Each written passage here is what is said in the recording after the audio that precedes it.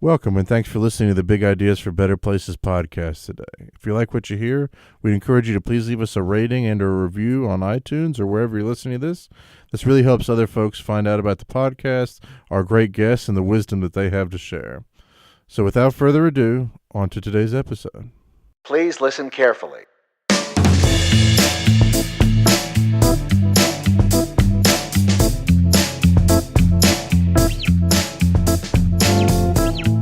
Welcome to the Big Ideas for Better Places podcast from CityWorks Expo. My name is Brad Stevens, and I'll be your host today. It's my absolute pleasure to introduce you to our guest, Mr. Jamie Bennett, Executive Director of ArtPlace America. How are you doing today, Jamie? I'm doing really well. It's great to be here. Good. Well, it's a pleasure to have you here. I have the absolute utmost respect for the work that you guys do. Well, I appreciate it. But I wonder, for those of our listeners that aren't familiar with ArtPlace America or aren't familiar with you personally, I wonder if you could kind of share a little bit of your background and kind of where, what it is that you all do and how you kind of envision that in the broader scope of creating better communities. Absolutely. So I come from a sort of nonprofit arts and cultural background. I worked at the Museum of Modern Art and the New York Philharmonic up in New York City. I worked for the New York City Department of Cultural Affairs, the National Endowment for the Arts down in Washington, D.C., worked for a philanthropist and art collector called Agnes Gund. And today I'm lucky enough to be the executive director of something called ArtPlace America. And we're a little bit of an odd duck because we are a 10-year fund that was created, that was capitalized by 16 partner foundations. And we're working to reposition arts and culture as a core sector of community planning and development. And all that means is that anytime a mayor seats a conversation about the future of her community, we want to make sure that arts and culture is at the table alongside housing, alongside transportation, alongside public safety, alongside public health, because we believe that any healthy, equitable, sustainable community needs all of those sectors. We believe that each of those sectors needs some planning and investment from its community in order to thrive. And we believe that those sectors all need to work together on some sort of shared vision for a community's future in order for that community to operate at its best.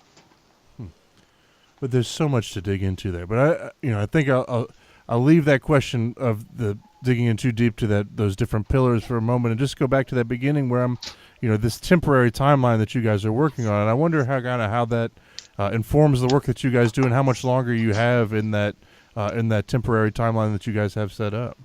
Yeah, absolutely. So we started our work in 2011, and we will be in business through December of 2020. So we have about 3 years left.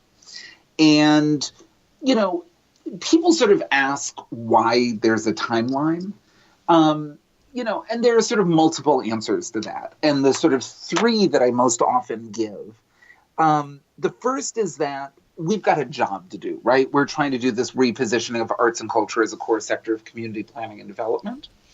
And sort of project management 101 is if you give someone a job to do and tell them they have forever to get it done, they usually take that long, right? So we've essentially been told you've got a decade, you've got $150 million, go out and get something done. Two, I think that 10-year timeline is very honest about how philanthropy works, and that a decade is an amount of time that you can sort of keep a foundation's attention, you can sort of line up with their strategic plan, with their leadership. It's longer than a one-off, but it's not forever. So in terms of sort of approaching endowed philanthropy, it's a good chunk. And then three, there's really a sort of equity play at stake, right? We're tying up a fair amount of philanthropic capital to do what we're doing. Mm-hmm. I think that is a good use of it, but saying that we don't need it forever and saying that at the end of a certain amount of time, we want to free that philanthropic capital back up and let someone else deploy it for the most important next thing, I think is a pretty fundamentally important play. So those are the reasons sort of why we're a 10-year fund. And then you had asked sort of specifically about how that informs our work. And what that means is that we're not looking to build sort of dependencies or relationships with us. We're really looking to sort of be the matchmaker or the midwife who sort of makes connections between other entities that will outlast us. So we're trying to sort of build this process, build this practice of arts and non-arts working together into things that will sort of exist beyond us. So we're working with Arizona State University. We work unbelievably closely with the Kresge Foundation. We work with entities like LISC, the Local Initiative Support Corporation, and with Transportation for America. So, we really exist to sort of spark and enable, and we hope that other folks will sort of pick up and continue. That's so fascinating because on some level, you guys as a funding agency, you're there to be that supporting agent, and so often we see now, I think that those funding agencies want to be more engaged in that change, but there's an urgency that makes you guys have to move quickly, but there's also knowing that you have to build for sustainability means that you guys have to kind of diminish your own role for some sake, which is a kind of a fascinating and counterintuitive way of going about this. Yeah, and just, from a communications or a brand point of view, that means that we actually try to not lead with ourselves. We try and make ArtPlace never be the headline, but instead to always lead with the work, right? And so our job isn't to make these kinds of cross-sectoral partnerships with arts and culture special kinds of ways of working. We're trying to position them as good ways of working. So leading with the creative placemaking frame, leading with some of the local practitioners who are the ones who actually do this work is what we try to do from sort of a positioning point of view. Well, I find that all incredibly fascinating, particularly because I think personally I find that these time-limited projects seem to be the ones that are most interesting to me personally because I see the number of agencies that I wonder whether they should die at some point soon. But it's interesting because I do think that the arts are perhaps particularly well positioned from that because the arts are always, or not always I suppose, but almost always on a project-by-project basis to some degree. Is that true? Yeah, well, I think it sort of depends how you think about the ecosystem, right? If you think about a typical museum, their job is to actually exist forever because it's their job to preserve and take care of objects, right? And they sort of house them and store them. And if you think about a repertory company, if you think about a ballet company or a Shakespeare company, their job is to sort of take care of repertory forever. But there are other ones who absolutely, they exist for a minute, they exist for a project, they exist to do one thing. By their nature, they are meant to be ephemeral and fleeting. So I really think that sort of permanence, impermanence isn't where you begin the conversation. You sort of begin the conversation with what is the job at hand, and then you back into sort of what is the right way to approach that. Do we need to exist forever? Do we need to exist for a time? Or do we need to exist in an open-ended way, which is to say, as long as we're necessary, right? And then at the end of that, we can revisit. Well, getting to that question of the job at hand, and for you guys that being setting up the arts as to be considered a crucial part of this placemaking, community development, community building, whatever kind of, however you want to define that. I'm intrigued kind of why you guys have, I think it's pretty self-explanatory why, but to some degree you also talk about both creating arts as a separate tool, but also integrating arts into all of those other parts you mentioned, the housing and the workforce development and all of those things. And I wonder kind of how you manage that, having it both be a separate tool and necessary tool, but also including it in other projects. Yeah. So when you sort of back up and think about why we exist and what our vision is, right? I think everyone would agree. No, I do not know anyone who would describe America as currently a country of utopias from coast to coast, right? There is still room for growth and improvement in almost every community I've visited in the United States. There is a system or a set of systems, interlocking set of systems, that is the sort of field of community development that builds those cities, those towns, those communities in an ongoing way. Arts and culture has oftentimes not been seen as an explicit ally or accomplice in that work. And we think that arts and culture is a specific kind of knowledge, right? There's a kind of knowledge that is traditionally applied to community development projects. And then there's an arts knowledge which has traditionally been separate. And so what we're suggesting fundamentally is essentially an epistemological argument, right? This is a kind of argument that's about kinds of knowledge. And we think that bringing a new kind of knowledge to bear alongside an existing kind of knowledge will produce different kind of outcomes than that one knowledge alone. And so the example I sometimes give to help people sort of, all that sounds a little academic, and doesn't really sort of land for people. And so I talk about a project that we invested in Tacoma Park, Maryland, where they were looking to redesign a streetscape, New Hampshire Avenue in Tacoma Park. And if you let this happen in the traditional way, the local Department of Transportation would send out their traffic engineers and they would try and figure out the right way to do the streetscape. But the way it happened in this case is the local Department of Transportation partnered with Dance Exchange, a dance company that was founded by a choreographer called Liz Lerman. And they essentially said, listen, you guys are traffic engineers. You really know a lot about automobile bodies and how they move and what they need. We are dance makers. We know an awful lot about human bodies, how they move and what they need.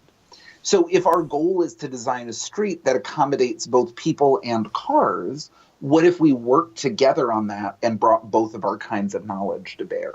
And so the traffic engineer and the choreographer work together and are proposing a redesign for the streetscape that, yes, allows cars to function safely and efficiently, and also allows people to gather, to linger, to hang out, to activate, to come together, to do all of those things together. So that's what we mean when we talk about bringing different kinds of knowledge to bear together. And so what that means is you need to have arts and culture as a strong sector. And once it's strong, it is then prepared to collaborate and to connect with other sectors to get something done. So, we absolutely need people who invest in making a strong arts and culture sector. And we need those of us who invest in bringing the arts and culture sector together with the community development sector. That is so powerful. I love this idea of epistemology that you bring up, and it rings especially true, given your example. There's no way you could have known this, but Liz Lerman is one of my favorite people in the world. I've seen her speak a couple of times and just been blown away. And one of those was she came down and did a project down here in Roanoke with people getting MRI scans. And they were doing dance around this. And I asked the guy who's the head of the research institute that was doing the MRI scans, what were they hoping to get out of this collaboration with the arts? And I was blown away because he essentially said, I don't know, but it seems like they have something that we can tap into, which is really, I find so compelling about this is that, yes, there's definitely a knowledge there that I have to confess that the artistic knowledge is not one that I'm particularly fluent with, but also that in this exchange it requires a humility from the doctors in this case, or the transportation people up there in Maryland, or a humility that these other kinds of knowledge are important and need to be included as well. Absolutely. And in fact, Liz is now out at Arizona State University, and she's working on a project where she's trying to, she refers to it as unpacking the hidden rigor of artists. And that there are many things that artists know how to do sort of organically, holistically, that if you actually break them down into their component parts, become also useful in other settings. And so if you think about, the sort of neo-urbanist movement, right? We love sort of pop-up and we love iterative design processes. Well, in the dance world, that's just called rehearsal, right? We've been experimenting and iterating and correcting in that way as long as people have been moving, right? So if you begin unpacking rehearsal as an iterative design process, there are some things that could teach that. In community planning and development, we talk a lot about co-design and co-creation, right? How do you not have entities come down and do things to communities, but do things with communities? Well, co-creation in the art world is called devised work. Right? What does it look like for a group of dancers to come together with a group of musicians, a choreographer, several other artists, and create something together? That's a devised work. So she's actually teaching a course at ASU that I think may be available online. I don't know that. But it's essentially I think it's called something like the Atlas of Creative Tools, but is actually looking at sort of creating a taxonomy and an index for people so that they can understand many of the settings that an artistic skill, that an artistic knowledge could be useful in. That's so fascinating. And there is, I can just see all of the relevance. And yet I imagine that as you try and build this fourth pillar, or this whatever, the arts and culture pillar, whatever you want to call it, I'm sure you guys have an internal name for it, but I imagine you run into resistance sometimes because arts are often viewed as a luxury item or not as important as these other things. And how do you respond to those critiques? Well, so what's interesting is we sometimes talk about the difference between folks that are agnostic and the folks that are hostile, right? And there are some folks who are like, I don't understand what arts and culture is. Either it's something fluffy that I don't have time for because I'm doing something important, or it's that weird thing that only people in leather jackets with multiple piercings and tattoos do, and I don't like that, right? Now, both of those are unfair stereotypes. But what I actually find is that the vast majority of people are simply agnostic or ignorant about arts and culture in the context of community planning and development. Because the stance that we're suggesting that the arts sector take is to sort of show up and say, hey, it looks like you're doing something really important. Would you like some help with that? Right? And if the invitation to connect is, hey, I can help you with that important thing you're doing, that's a pretty disarming way to get someone to open to the possibility of connecting. And so in general, most people, when you approach the conversation in that way, I find them to be actually open to it. That's I think that often that question of including something, how can we include this in your project? There's often a presumption of volunteerism in that in some ways. And I wonder kind of how you guys have been able to move past that and ensure, because we know that one of the biggest things to be sure of is that the artists are getting paid and can be sustaining themselves in their work. So how do you kind of move past that sense that people, they should be volunteering their work in this space? Absolutely. So this is where you sort of need that sort of Liz Lerman style of code switching or translating, right? So in artists, many artists are very good at organizing community, right? They can create something fun, they can create something whimsical, that they can create something that grabs attention. A group of people come together around that, right? That's actually community organizing and community engagement. And I don't know of any significant transportation project in the United States anymore that doesn't have a budget for community engagement, right? So if you're able to come in and say, hey, you guys have to engage the community, your traditional way of doing that is to host a meeting at City Hall at 2:00 on a Tuesday. And we know that doesn't work. Right? Mm-hmm. We know that if you host a meeting at City Hall at 2:00 on a Tuesday, the one retired person will show up and complain about the pothole that they care a lot about and are thinking a lot about, and not a lot of other people will. So one example, there's an artist in St. Paul, Minnesota, who was embedded in the Department of Planning and sort of was struggling with this. And so she actually took one of the city, a car from the city's fleet of vehicles, and she retrofitted it as a popsicle truck, right? And so now when a city agency in St. Paul wants community input, they don't invite the community to come to City Hall. They send the popsicle truck out into the community and say, hey, would you like a free popsicle? All you have to do is answer 3 questions. Right? Guess who's engaging more members of the community and guess who's getting better input? The popsicle truck. In Austin, Texas, right? This is a town that's known for its live music, among many other things. There's a local development project that actually partnered with an arts festival to say, what if we were to use this arts festival as a sort of living charrette? Right? We've got this development parcel. What if we hosted a bunch of bands performing on top of the development parcel? And when people show up for the beer and the bands, what if we ask them, how did you get here? What would you like to see here? What are the things you most need in your community on their way in?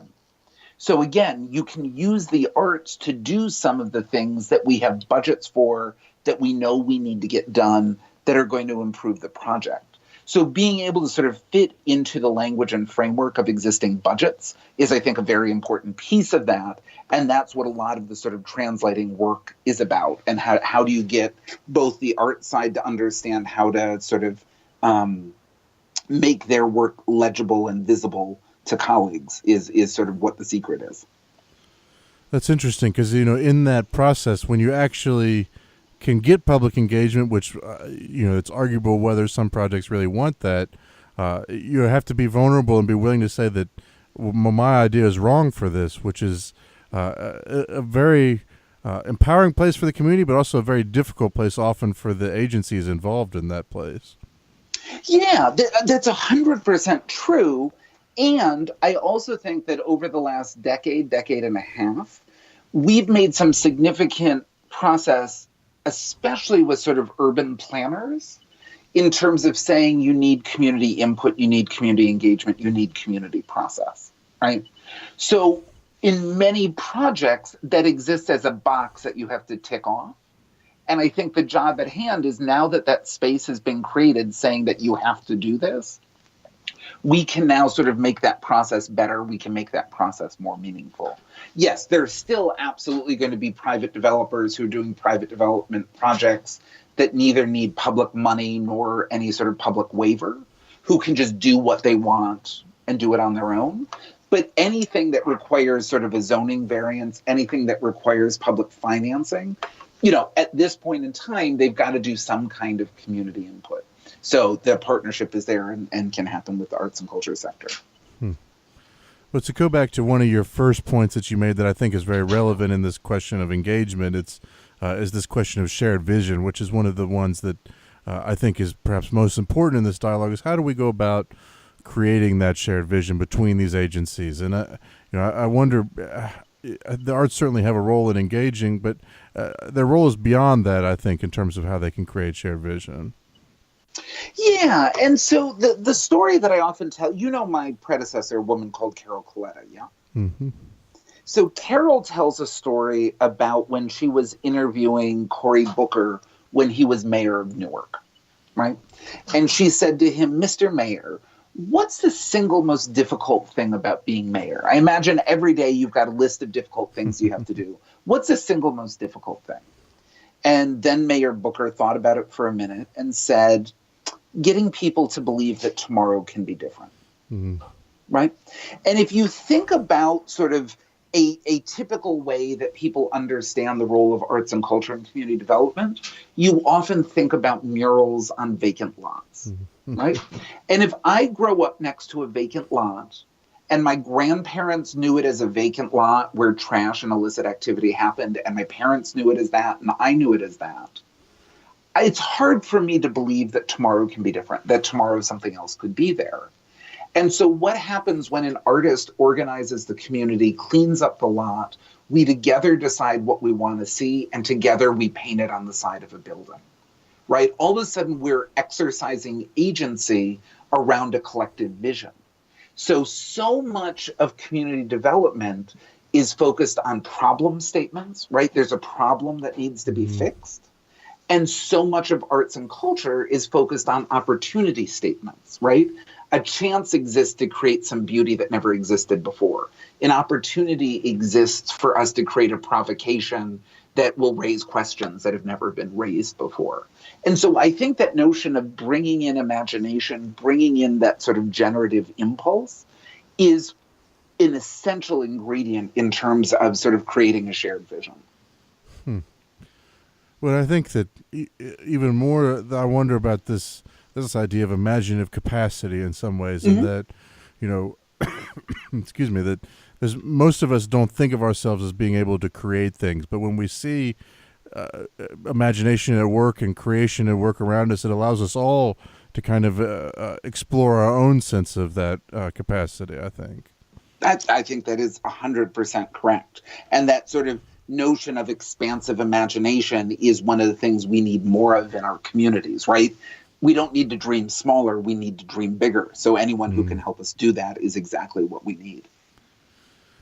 Well, I do wonder, I think, I was watching a video earlier where someone was calling into question the value of dialogue and being able to combat racial injustice in these days. And I wonder, so often we look at something like the arts or something like dialogue or engagement processes as this is going to fix things. But it's much more complex than that, isn't it? And I think that we often do a disservice by assuming that the arts can come in and fix things in some way. Yeah, I do. Right. So in no way, there are very few silver bullets in the world, right? Artistic or otherwise, that can sort of one deft move can sort of fix a raft of issues or a series of generational or systemic issues.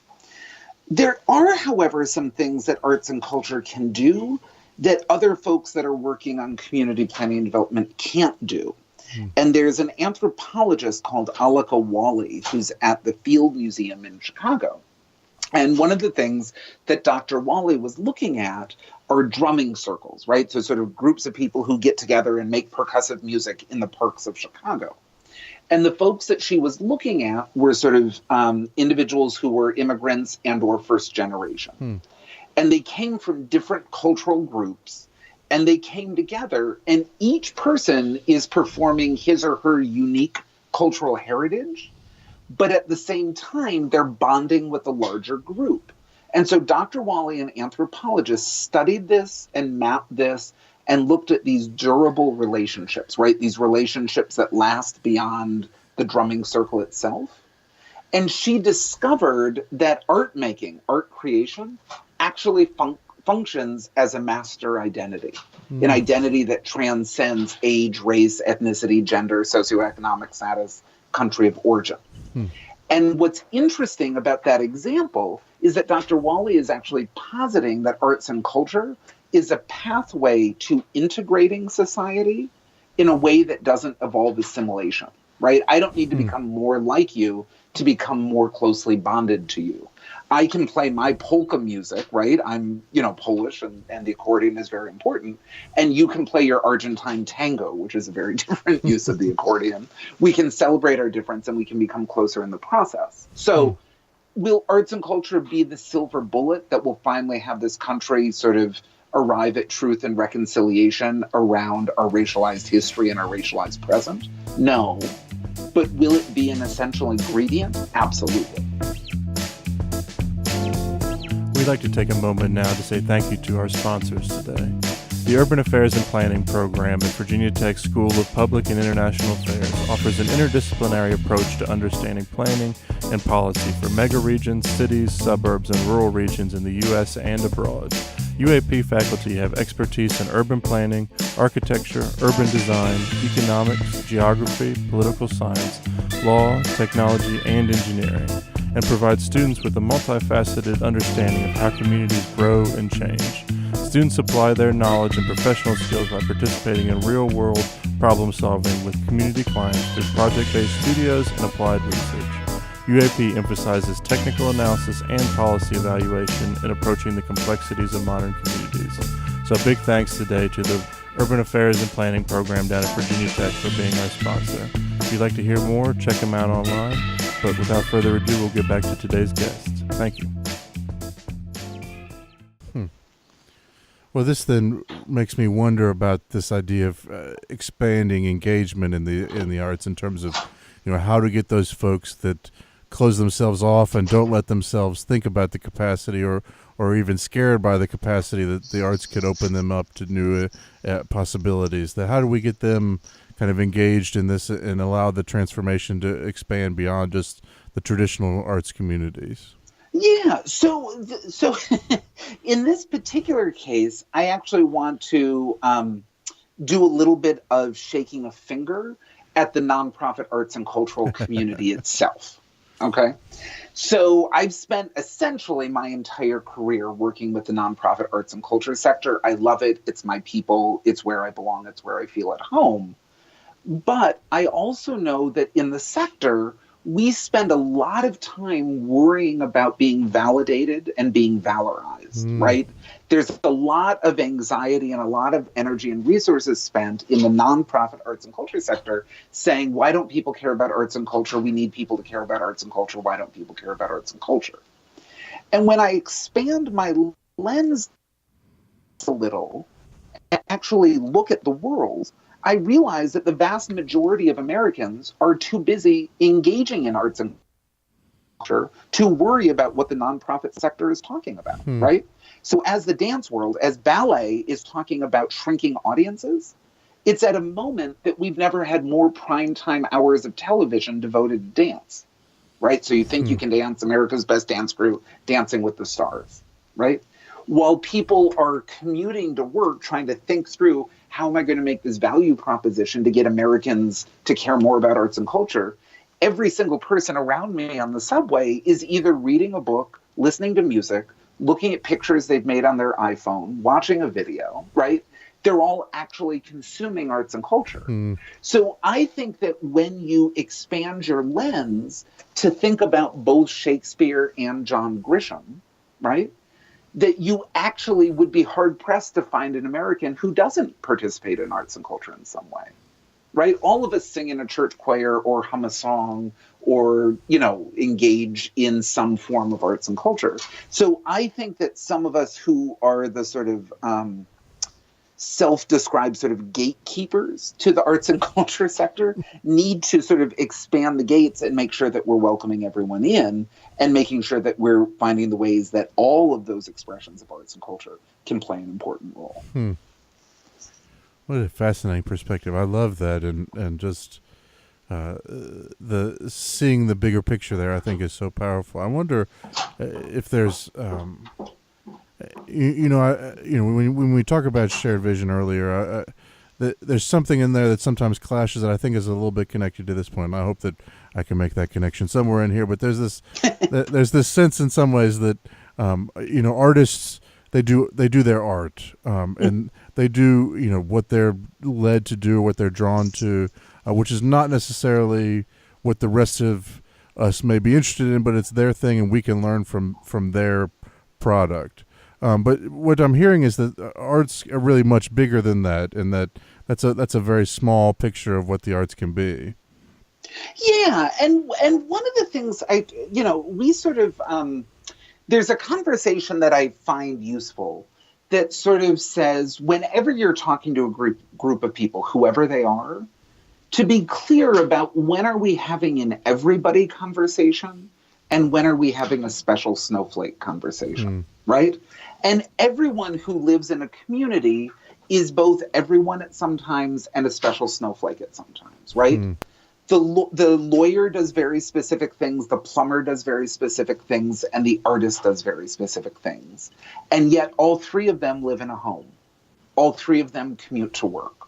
All three of them attended education institutions.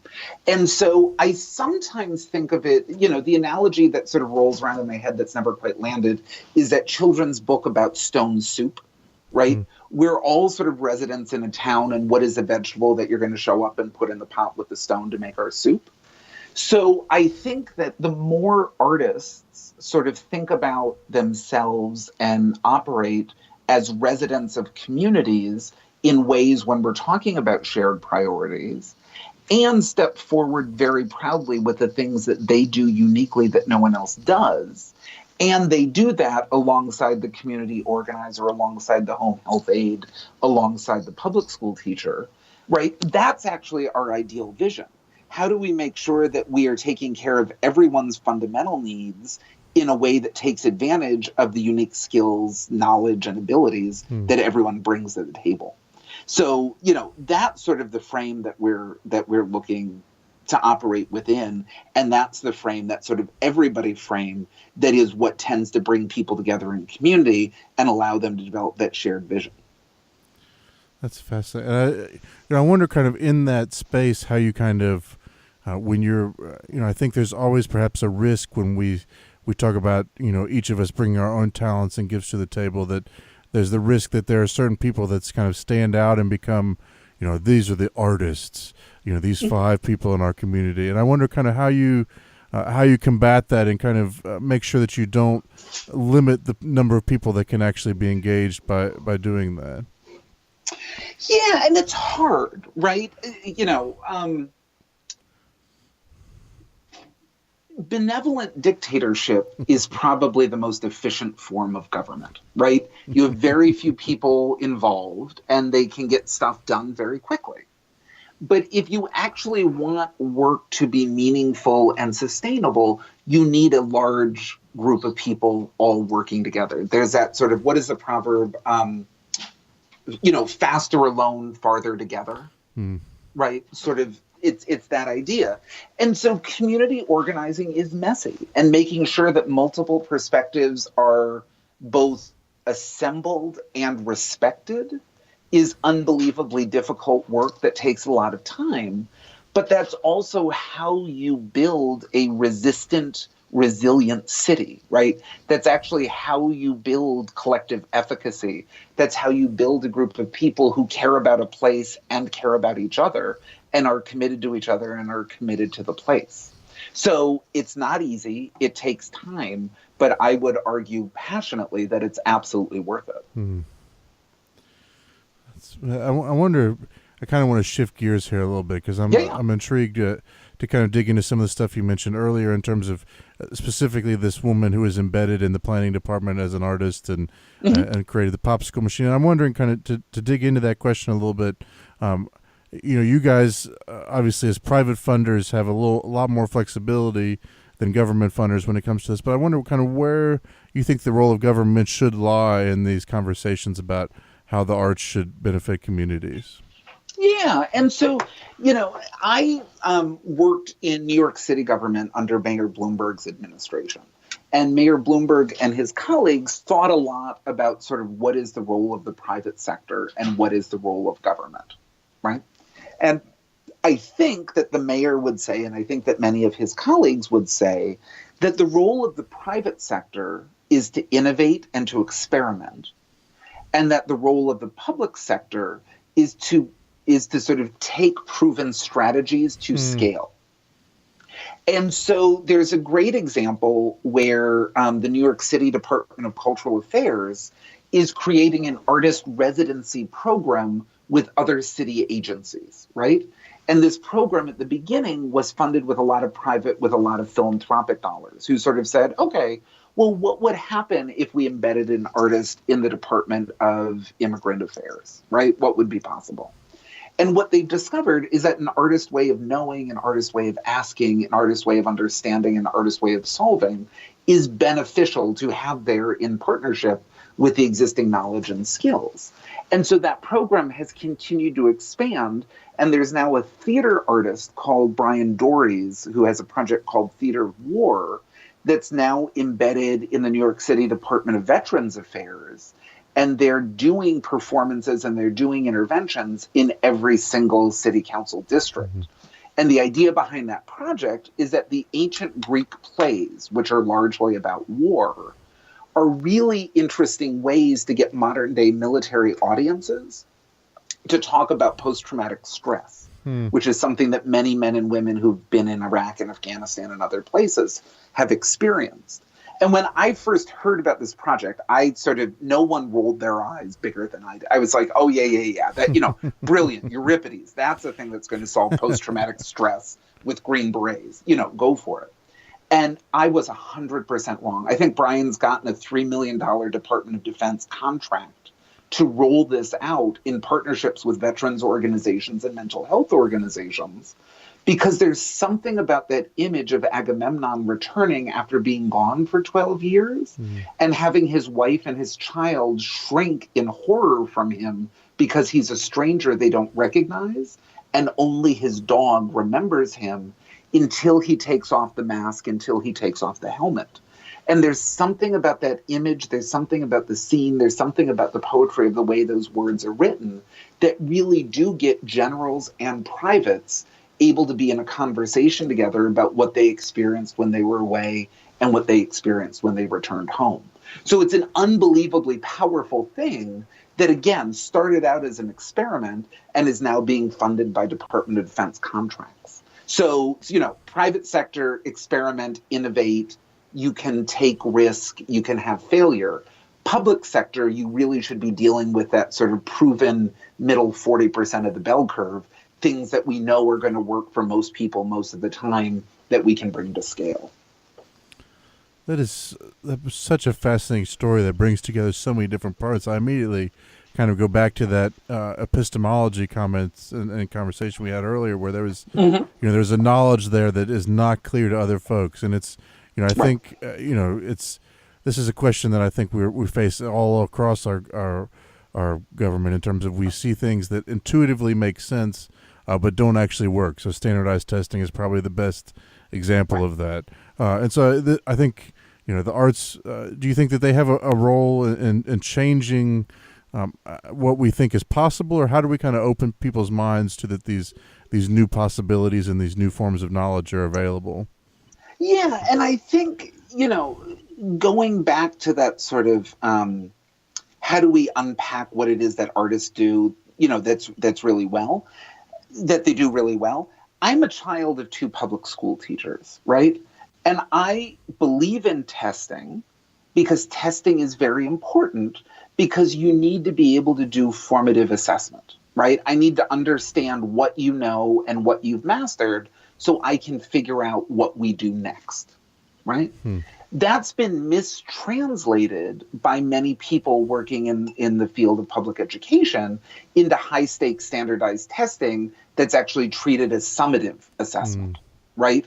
You've either learned it or you haven't. If you've learned it, you move on. If you haven't, that's it. We're giving up on you, right? Sort of stuff. If you think about arts and culture, they actually tend to do assessment, people in that culture, from a portfolio strategy, right? You look at someone's audition. You look at someone's repertory of work. You look at someone's portfolio. And so in the field of public education, there are actually some movements to actually learn from arts and culture's way of doing assessment, which is portfolio-based and more whole child-based. And how do we actually bring that form of assessment into the science space, into the math space, into the English language space, so that we can actually get a better sense of what the child has actually mastered, and more importantly, what the child should be doing next. So I think if we begin to sort of unpack some of the secret sauce that when we sort of see the arts do it, we think it's magical. But if you sort of begin breaking it down into its component parts, it's much easier to be able to be understood and redeployed. That I really think that that's sort of where we're going, and that there are some ways that the arts can actually lead us and help us solve things.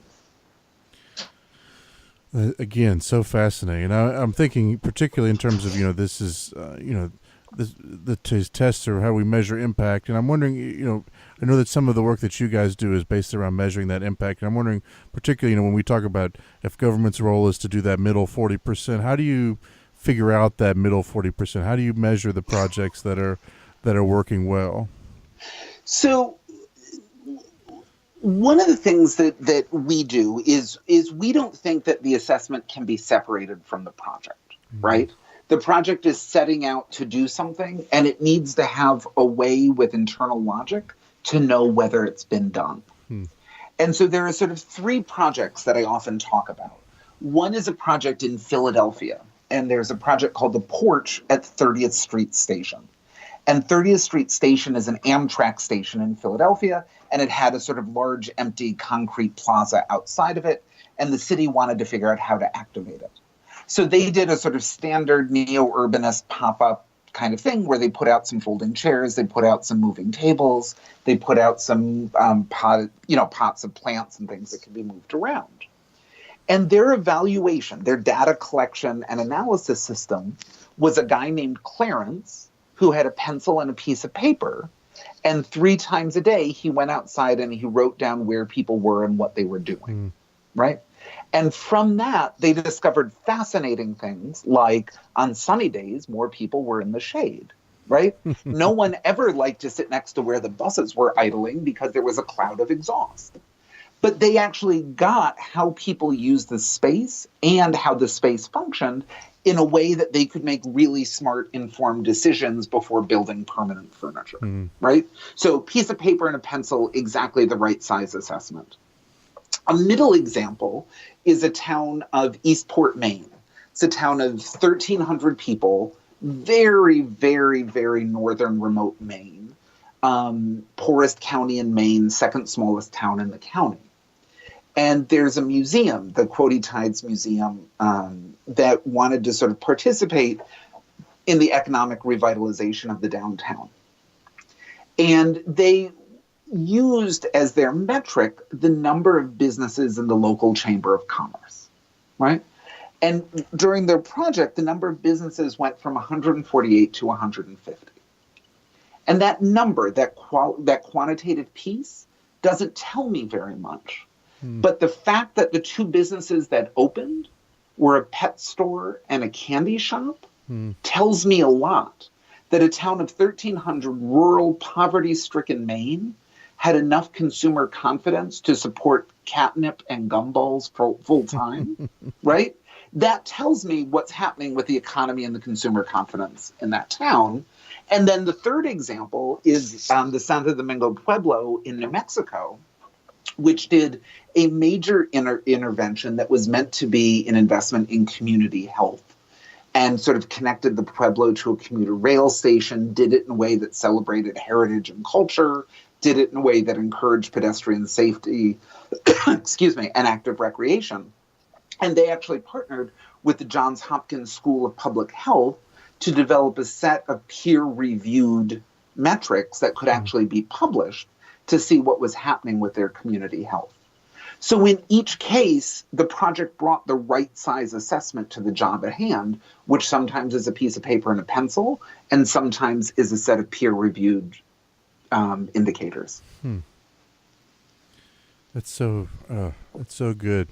I wonder, when you're talking about these different size communities, and I'm sure you have been all over the country at this point and seen amazing projects everywhere. I wonder, when you go into a community or into a new place, what are some of the components that you look for, the indicators that let you know that a place is doing well or maybe that they're struggling a little bit? It's interesting. There are sort of two things that are true, but not able to be reconciled, right? And one is that every town is completely unique. And if you know one town, you know one town. And the other is the sort of federal government one-size-fits-all solution, right? That a problem is a problem is a problem and it can be solved anywhere. And, it's interesting to sort of think through what are the indicators that I look for.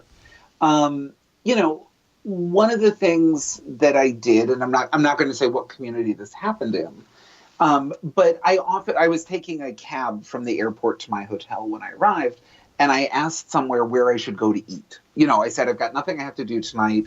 I eat anything. I love everything. Where should I go to eat?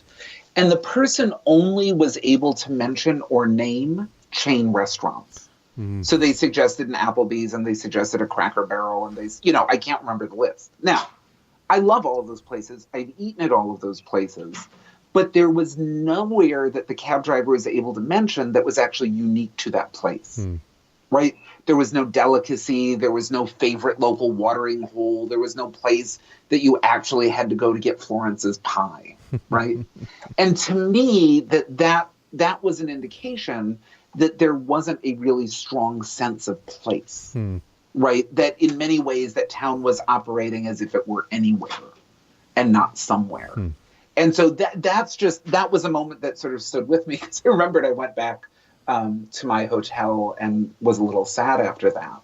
And think that I ended up getting, jalapeno poppers at a TGI Fridays because there really weren't a lot of other options. It's not that the cab driver was wrong, but that's an evening that I think about a lot.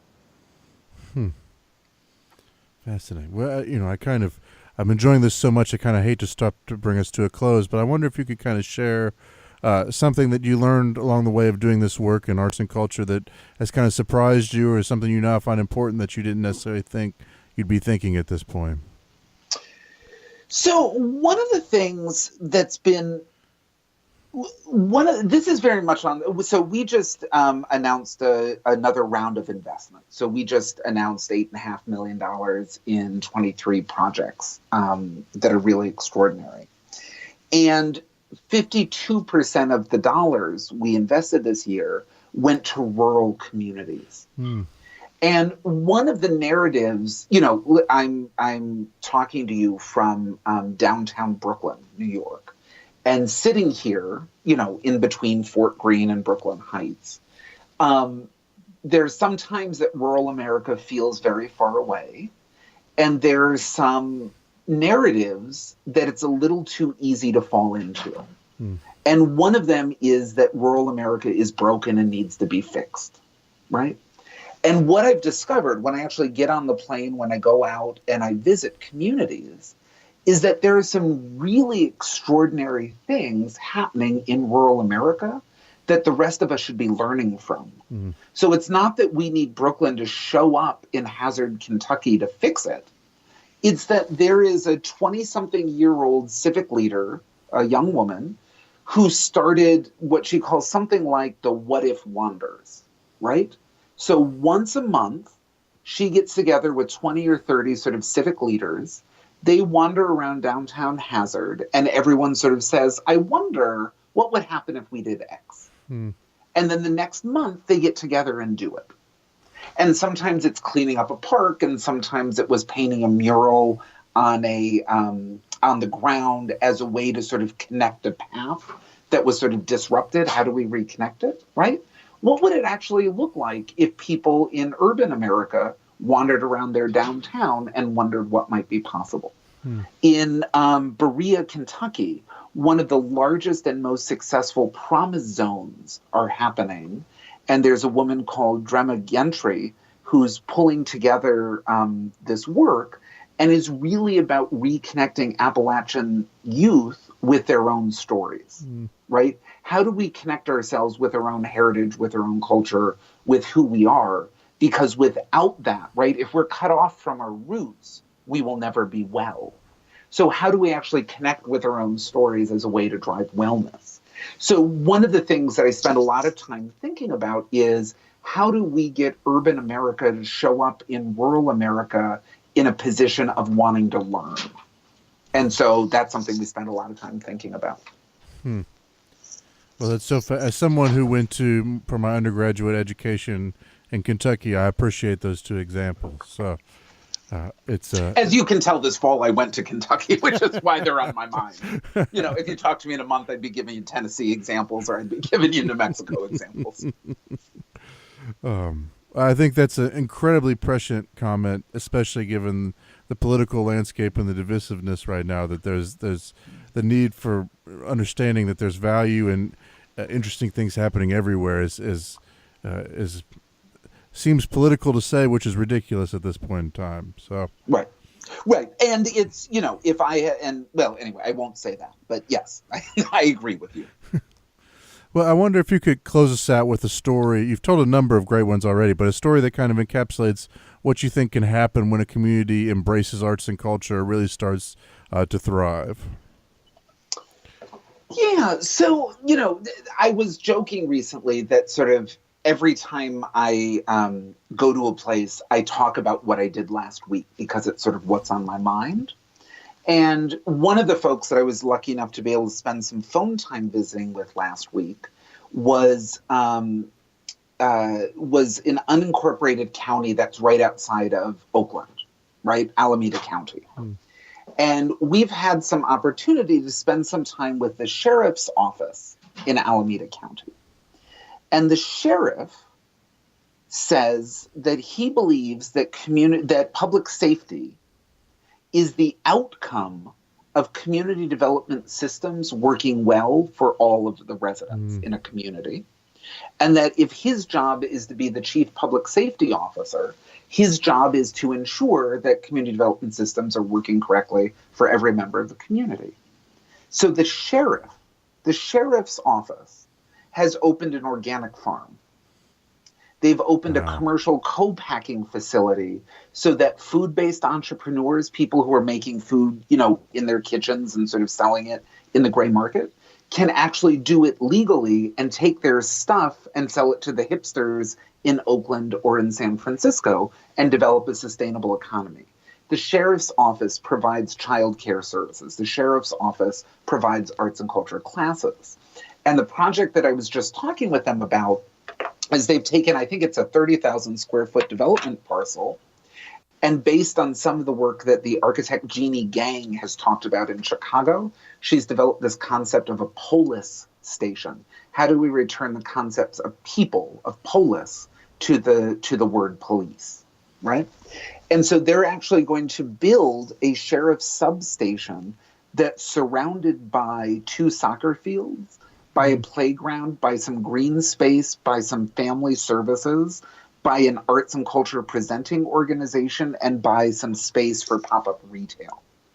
And I think that's the sort of wonderful, unexpected thing can happen when everyone is really jointly dedicated to the future of a community, that the sheriff can end up leading community development, community revitalization that really benefits every member of a community.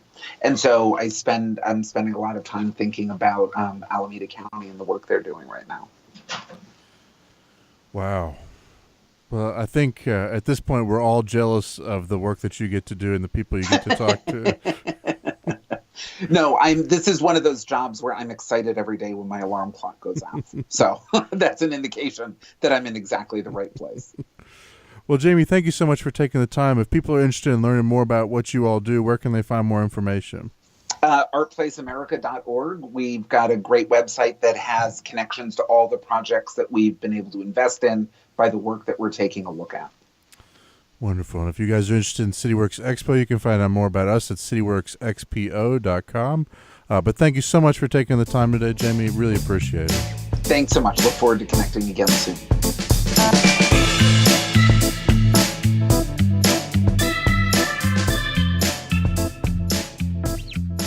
Thank you for listening to the Big Ideas for Better Places podcast today. If you like what you hear, please subscribe and leave a rating. It really helps other people find out about our fascinating guests and find the information that we have to share. Lastly, please save the date for our upcoming event, October 5th through 7th in Roanoke, Virginia. And keep up to date by following us on Facebook and checking out our website, cityworksexpo.com. That's cityworksxpo.com. Thank you guys again and look forward to seeing you next week. Thank you.